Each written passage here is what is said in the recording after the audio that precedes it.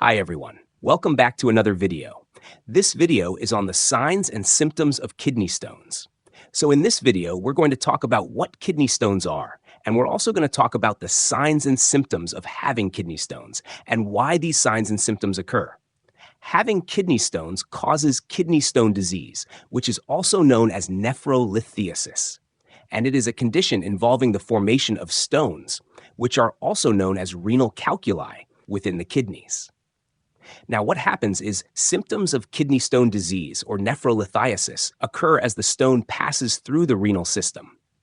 But if the stone that forms in the kidney stays in the kidney, most often the patient will have no symptoms. They will be asymptomatic, and symptoms will occur once the stone leaves the kidney and enters into the ureters. Having kidney stones is a very common problem. It affects approximately 12% of the world population. But before we get into the signs and symptoms of kidney stones, what are some of the risk factors for getting kidney stones? One of them is a personal history of kidney stones. So if you've had kidney stones in the past, you're more likely to get them in the future. Having a family history is also another risk factor.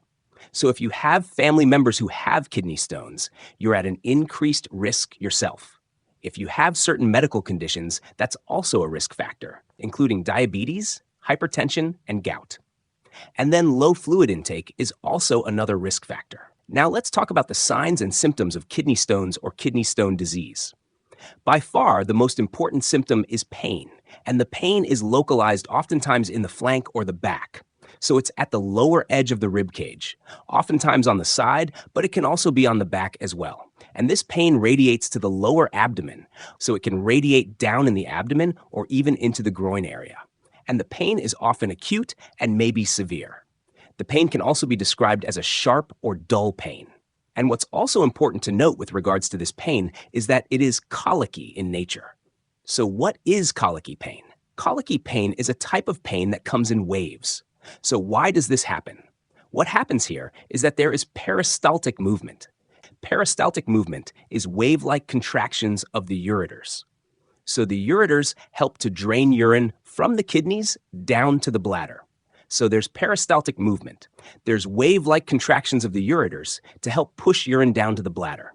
So each time there's a wave-like contraction of the ureters, if it reaches the stone, if that wave hits where the stone is, you can imagine that if it's contracting on a stone, you're going to feel pain. And then that wave will pass that area where the stone is, and the pain will resolve. So this is why it's colicky. Pain comes in waves, and the pain fluctuates in intensity.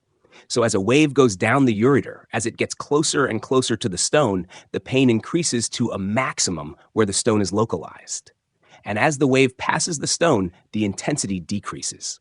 So this is why we see this pain in waves, this colicky pain. And this is why we call this renal colic. And what is also noted is that with this type of pain, patients continuously move. They writhe around and continue to try to find a position that gives them the maximum comfort, but they're not able to find it. So when an individual does have renal colic, when they have this flank pain, and when this pain radiates into their lower abdomen and groin, they often have issues with trying to find a place or a position that makes them the most comfortable. So they continue to move around in an attempt to help find a place that reduces pain severity. So again, very important. It's a flank pain that radiates to the lower abdomen and groin. It can be severe, and it's a colicky pain. It comes in waves. It fluctuates in intensity. And then patients with renal colic oftentimes try to move around to try to find a place that gives them the most comfort. Some other signs and symptoms of having kidney stones include dysuria. Dysuria is a pain or burning sensation while urinating. And then another symptom of having kidney stones is urinary frequency, so increased frequency of urination. Individuals with kidney stones may feel like they have to go to the washroom more often because that stone is irritating, but they oftentimes only urinate small volumes, smaller than normal. So these types of symptoms resemble those seen in urinary tract infections, but you're not going to mistake this with a UTI because you're also going to see that renal colic and some other symptoms as well. Some of the other symptoms of having kidney stones include nausea and vomiting. This is more due to the severe pain from the renal colic as the stone passes through the renal system. So that extreme pain can lead to some nausea and vomiting. There can also be some issues with fever and chills, especially if there's an infection.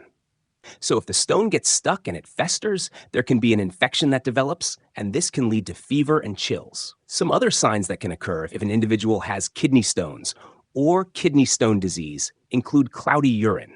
So individuals with kidney stones can describe having a cloudier or more turbid urine. And this urine is also described as malodorous. And this type of urine occurs when there's an infection as well. So it goes along with the fever and chills, and it's because there can be some pus or white blood cells present in the urine. That's what makes it cloudy. And then another sign of having kidney stones is hematuria, which is blood in the urine. Now, there can be microscopic hematuria or macroscopic hematuria. Microscopic hematuria is when the blood in the urine is not visible to the naked eye. It can only be seen with urinalysis or urine dipstick. And macroscopic hematuria is when you can actually see the blood in the urine. So either of these can occur. And the urine itself may be red in appearance if it is macroscopic hematuria, but it can also be orange or brown in coloration. And the reason why there can be blood in the urine is because you can imagine there's a jagged, rough stone being slowly pushed through the urinary system. And as it's getting pushed through the ureters and through the bladder and through the urethra, it is essentially scratching and dragging along the inner walls of those structures. So it can cause bleeding to occur. This is why we can see hematuria with kidney stones. So again, we can see cloudy urine with kidney stones. This is because there may be an infection, and it's pus or white blood cells being present in the urine. And then we can also see hematuria. So that's blood in the urine, and that's because of that jagged, rough stone being passed through the urinary system. And it's dragging along those inner walls of those structures we talked about before, causing some bleeding to occur. So if you want to learn more about kidney stone disease or nephrolithiasis, please check out my lesson on that topic. And if you haven't already, please consider liking, subscribing, and clicking the notification bell. It helps support the channel and stay up to date on future videos. Thanks so much for watching, and I hope to see you next time.